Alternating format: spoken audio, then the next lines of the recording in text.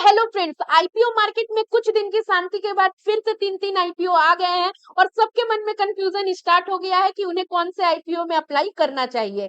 वैसे तो तीन आईपीओ आए हैं, पहला है स्विगी लिमिटेड, सेगलिटी लिमिटेड और एसीएमई लिमिटेड। तो इन तीनों के आईपीओ में से मैंने स्विगी के लिए पूरा ये वाला अलग वीडियो बना दिया है, क्योंकि स्विगी एक अपने आप में बहुत बड़ा नाम बन चुका है और उसके साथ ही जोमेटो के चलते इसके साथ कंपेयर किया जाता है कि आप जोमेटो का शेयर परचेस कर ले या फिर स्विगी के आईपीओ में अप्लाई करें। इसलिए मैंने पूरा अलग वीडियो बना दिया है, तो आप जाके वीडियो को ये वाले वीडियो को देख लीजिएगा, लिंक आपको डिस्क्रिप्शन में मिल जाएगा। इस वीडियो में हम लोग बात करेंगे सेगलिटी लिमिटेड के आईपीओ के बारे में और एसीएमई सोलर लिमिटेड के आईपीओ के बारे में। इन दोनों को कंपेयर करेंगे, कंपनी के फंडामेंटल से लेके जीएमपी तक सब कुछ एनालिसिस करेंगे, ताकि आपका मन में कंफ्यूजन दूर हो सके कि आपको कौन से आईपीओ में अप्लाई करना है या कौन से आईपीओ को अवॉइड करना है। तो आइए without any wasting time start करते हैं सेगलिटी लिमिटेड के आईपीओ से। अगर इस कंपनी के बिजनेस मॉडल की बात करें तो ये कंपनी हेल्थ केयर में जो है सर्विस एंड सॉल्यूशंस प्रोवाइड करती है। इनका जो क्लाइंट बेस है वो यूएस बेस्ड ज्यादातर है, इंडिया में बहुत ज्यादा क्लाइंट बेस नहीं है, यूएस में बहुत अच्छा क्लाइंट बेस है।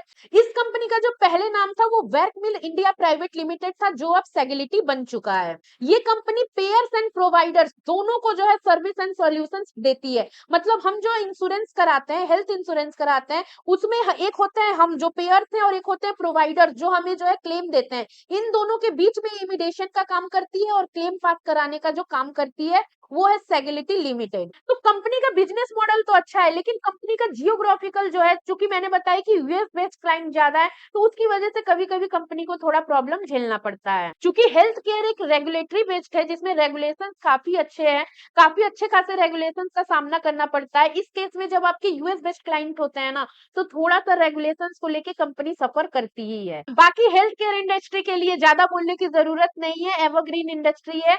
चाहे दुनिया खत्म हो जाए फिर भी डॉक्टर्स और हेल्थ केयर वालों का तो बिजनेस चलता ही रहेगा। तो बिजनेस मॉडल में तो वैसी कोई प्रॉब्लम नहीं है। बाकी आइए इस कंपनी के डिटेल्स को जल्दी से देख लेते हैं, कंपनी के आईपीओ डेट्स वगैरह जल्दी से देख लेते हैं। कंपनी का जो आईपीओ है वो 5 तारीख से स्टार्ट होगा, 5 नवंबर से 7 नवंबर तक आप इसमें अप्लाई कर सकते हैं। इसका जो प्राइस रेंज है वो 28 से 30 रुपए के बीच में रखा गया है और इसके एक लॉट में 500 शेयर्स हैं और आपको मिनिमम इन्वेस्टमेंट 14,000 का करना ही होगा। अगर इनके आईपीओ के साइज की बात करें तो 2106 करोड़ का जो है आईपीओ साइज है इनका। मतलब इन्हें कंपनी से, मतलब इन्हें पब्लिक से 2106 करोड़ जो है चाहिए। लेकिन मुझे यहाँ पे सबसे ज्यादा चीज जो खल रही है वो ये है कि इनका जो आईपीओ है वो 100% ओएफएस है। मतलब जो भी हम पैसा इसमें लगाएंगे वो कंपनी के वेलफेयर या फ्यूचर के लिए इन्वेस्ट नहीं होगा, बल्कि कंपनी के जो एग्जिस्टिंग इन्वेस्टर्स हैं उनको जाएगा और वो कंपनी से एग्जिट लेंगे। तो जहां पे भी कंपनी का 100% ओएफएस आ जाता है वहां पे मेरा इंटरेस्ट जो है खत्म हो जाता है, मुझे फिर उस आईपीओ में अप्लाई करने में इंटरेस्ट नहीं रहता। ये मेरी पर्सनल चॉइस है, ये मुझे पर्सनली ऐसा होता है। फिर अगर इसके अलॉटमेंट डेट की बात करें तो 8 तारीख को अलॉटमेंट हो जाएगा, रिफंड भी 8 को मिल जाएगा और लिस्टिंग जो है वो 12 तारीख को होने वाली है। और मैं आपको बता दूं कि अगर आप एक रिटेलर हैं तो मिनिमम 1 लॉट से और मैक्सिमम 13 लॉट से अप्लाई कर सकते हैं। अगर स्मॉल एचएनआई है तो मिनिमम 14 लॉट और मैक्सिमम 66 लॉट से अप्लाई कर सकते हैं। और अगर आप एक बिग एचएनआई है तो मिनिमम 67 लॉट के लिए अप्लाई कर सकते हैं। बाकी अगर कंपनी के फंडामेंटल्स की बात करें तो आप यहाँ देख सकते हैं कंपनी की जो टोटल लाइबिलिटी है वो 2022 में 4240 करोड़ की थी, जो कि 2023 में 2347 करोड़ की हो गई और 2024 में जो है लगभग आपका 3000 करोड़ के आसपास का जो लाइबिलिटी है वो हो चुका है। उसी के एवज में अगर कंपनी के एसेट की बात करें तो 2022 में 10,096 करोड़ का एसेट था, 2023 में 590 करोड़ का एसेट हो गया और 2023 में जो है अभी 20,000 करोड़ का जो है इनके पास एसेट है। मतलब बहुत दूर है, एसेट बहुत ज्यादा है, लाइबिलिटी बहुत कम है। तो इस मामले में तो कंपनी बिल्कुल क्लीन चिट पास होती है। अगर इसके रेवेन्यू की बात करें तो 2022 में 944 करोड़ का रेवेन्यू इन्होंने किया था, 2023 में 4,236 करोड़ का रेवेन्यू किया था 2024 में मार्च तक इन्होंने 4,781 करोड़ का रेवेन्यू किया था और जून 2024 तक 1247 करोड़ का और रेवेन्यू कर लिया है। मतलब रेवेन्यू में भी कंपनी पास है, फंडामेंटली अच्छी है। मुझे क्या दिक्कत है कि 100% ओएफएस आईपीओ जा रहा है।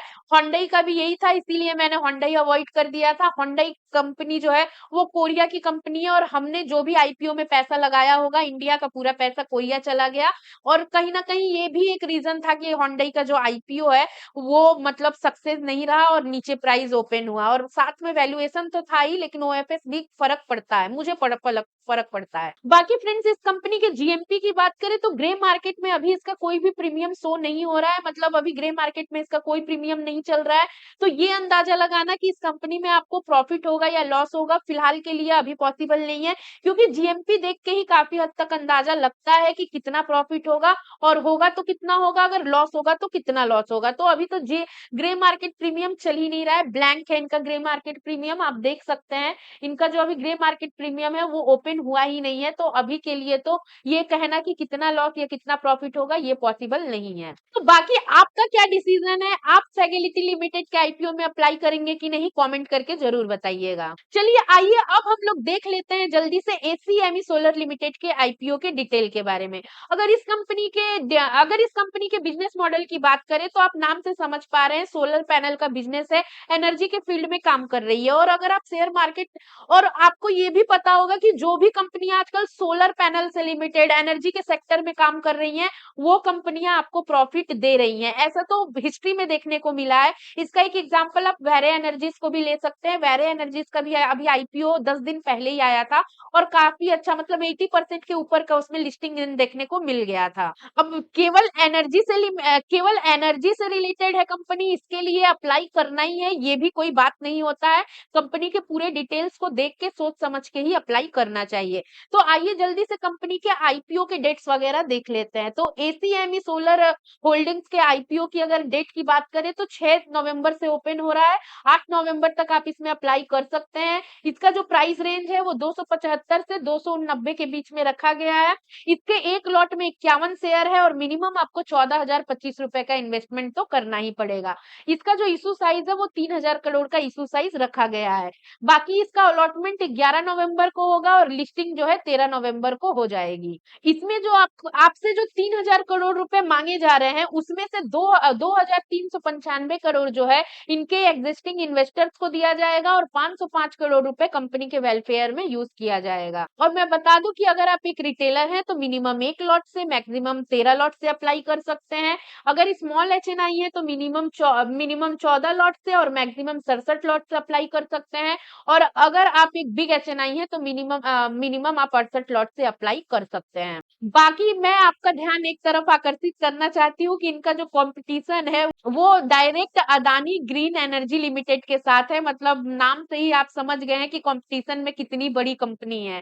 साथ ही में एक और कंपनी है रिन्यू एनर्जी लिमिटेड करके, उनके साथ भी इनका कंपटीशन है। हालांकि सेक्टर अभी जो है आगे की तरफ बढ़ रहा है और अभी तो रिन्यूएबल एनर्जी में काफी ज्यादा रेवोल्यूशन बाकी है और मार्केट काफी ऊपर जाएगा। अभी तो आप इसको स्टार्टिंग पॉइंट में ही देख सकते हैं, अभी मार्केट में बहुत ज्यादा ग्रोथ बाकी है, पूरा सेक्टर में ही पूरा ग्रोथ बाकी है। तो सेक्टर में और बिजनेस मॉडल में कोई प्रॉब्लम नहीं है।